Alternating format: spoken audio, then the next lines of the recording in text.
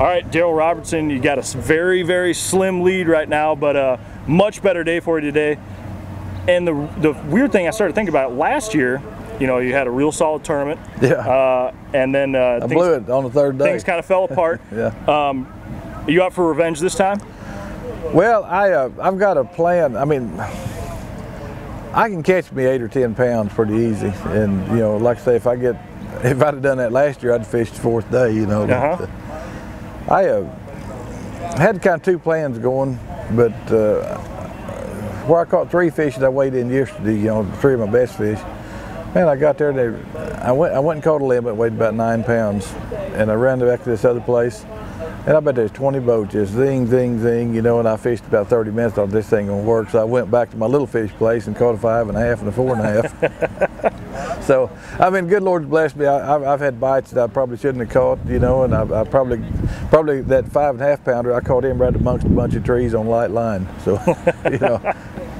Well, to me, this Beaver Lake, you know, the dirty water, it seems more like a Daryl Robertson type of style. It seems like you're more comfortable in this kind of environment.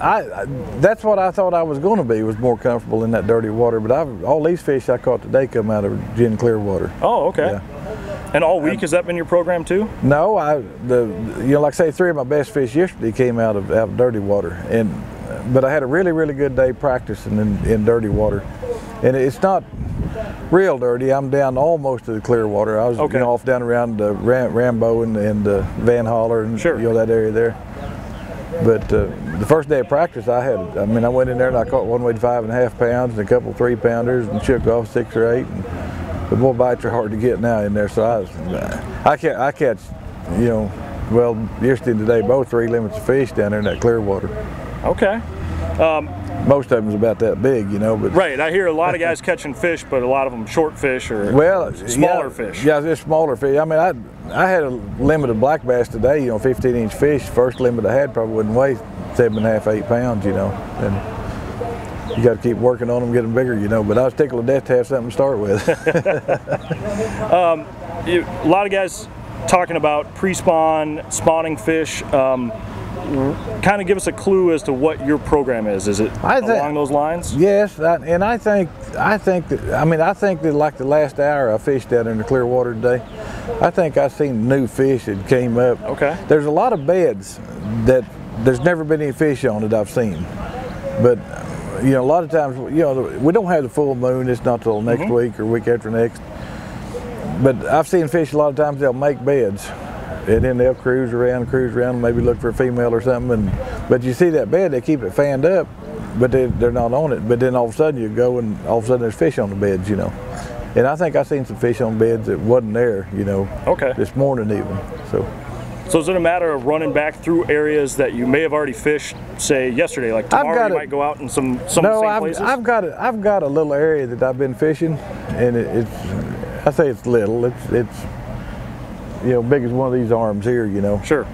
But I think there's more fish in that area than there's anywhere in the lake besides right here. You know, I mean, there's just a lot of fish there.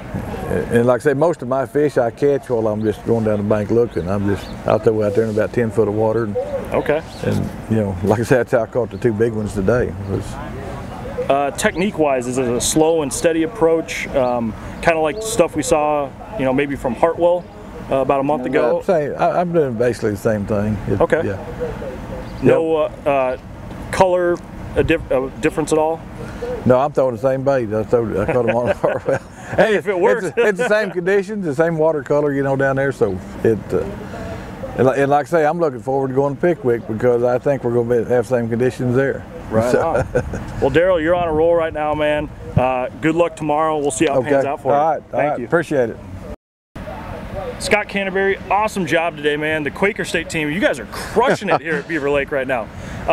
You really upgraded today, and was it more a matter of getting dialed in or something, on something specific, or did they just bite?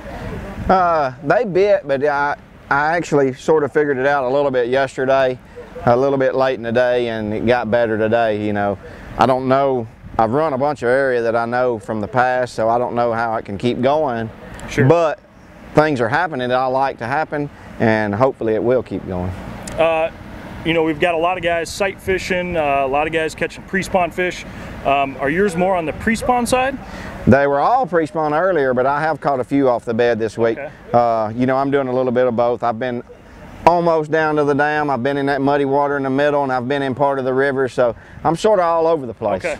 Well, that was a good lead-in question, because I was going to bring up the muddy water this time around. I mean, the number of times you've been to Beaver Lake, these conditions, you know, are pretty different than most times we see it.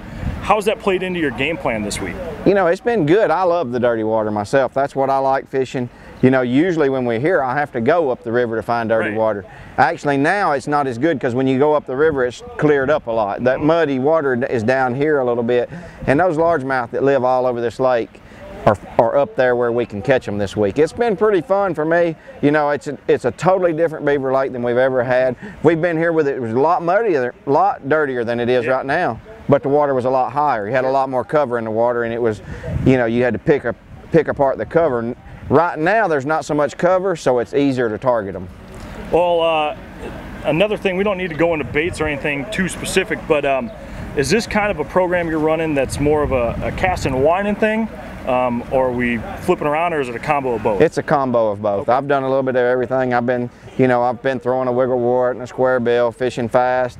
I mean, I've thrown a spinnerbait some, but you know, I've caught some flipping as well, and I've caught some off the bed. So I'm just mixing it up, trying to fish the day every day, trying to just fish the moment.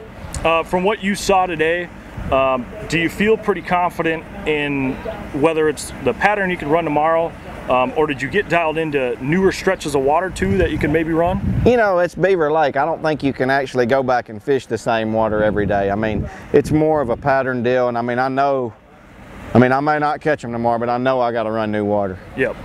I mean, that's part of it. You got to do that on Beaver Lake. And I mean, you sort of run out of water that you really like. You just have to go looking for new stuff. Well, you're pretty good at covering water. We'll see what we can do tomorrow, Scott. Congratulations again, man. I appreciate it. Thank you. Quaker State Pro Matt Airy sacked him up today, dude, and a lot better than yesterday, which is kind of interesting, because on day 2 a lot of people struggled. What was the difference for you? Really, you know, I started up mid-lake yesterday and had a limited largemouth pretty early, and of course my goal here is always largemouth. I know you have to have greenfish to win, but yesterday I kind of bailed on them. The sight fish on the lower end kept getting in the back of my mind, and it was playing with my emotions, man. And I said, I've got a couple down there, you know, maybe people have caught them, maybe they haven't, but they were deeper fish and a little off the wall. So I said I can go down there and cull up. I knew the weights were going to be tight, and I said if I can go down there and cull up to 13, 14 pounds, I'll be okay. And I only scrounged around and caught up 1 or 2 more times, and got whatever we had, 12.6 yesterday. Today I canned the sight fishing deal and stayed up this way today, and got in a little better rotation today. You know, I started to pay attention a little bit more about, you know, this area's getting a lot of pressure. You know, it is. And you know, people pay attention to history, and so I had to kind of run around and really pay attention to what guys were doing, when they were doing it, and what areas they were doing it in. So I tried to adjust my rotation, my timing based on that. Okay. Also tried to dial in a few more specific areas as far as staging areas, places where the fish are coming to get a little bit more dialed into what I think will actually come out on top at the end of this tournament. Okay. We've seen, really, I guess, the last 2 days, especially me being on the water and looking at most of the field, a lot of bite windows. I mean, you'll see guys get on fire right out the gate in the morning, and then it kind of creeps all day long, and they'll maybe catch one good one later in the day. The particular thing you're doing, is it like that? It is, but it's not. You know, this time of year when you have a lot of fish that are moving up, they're constantly moving all those. So it's not like there's there's feeding zones and feeding windows, but at the same time, when these fish are going from deep water to shallow water to spawn, when they're pre-spawn, when they're moving from pre-spawn to the bank to set up their beds, it's just about staying with them. Okay. You know, and putting your bait in front of one when he just moved up. That's the biggest thing, I think. Because I mean, I caught fish all day today, but I mean, first thing in the morning it was super strong. It did die off maybe between 9:30 and 11:30. Then the afternoon bite picked back up, but that may be just the simple fact that the fish are still moving up. They're coming up throughout the day. It's all about time of the year, you know. The other big thing, you had a kicker today, and that helps out a lot. But it was a good story with how you caught the kicker. Yeah, man. We, you know, I had ridden by this little corner probably 4 or 5 times today, and there was a boat on it every time, and I really wanted to fish it. It was just, it sets up perfect, and as far as a pre-spawn staging place, so I knew a big one could pull up on it any time, and I swung in there. It was 250, I think, when we pulled in there. I was doing it 315, and at 255 is when she bit, and I caught her, and that was the 5.4 that I weighed in, and I caught a 2.4 with that fish, and Huge, you know, that call. was basically a 3-pound call, so that was gigantic, and you know, like I said, Ike said it best, you know, you never give up until the last minute. So. Final thing I'll leave you with, you know, the staging fish has kind of become a big factor here. From what you gathered today, you know, committing to that pattern, do you feel like there's more fish coming? We've heard a lot of guys talking about fish pouring up on beds. I mean, do you feel like this is something that's could last 2 more days? Yeah, I do, especially in certain areas. The lake is in different, the timing on certain ends of the lake they're in completely different, whatever you want to call it, but some are heavy spawn in certain areas, and other areas they're just starting to trickle in.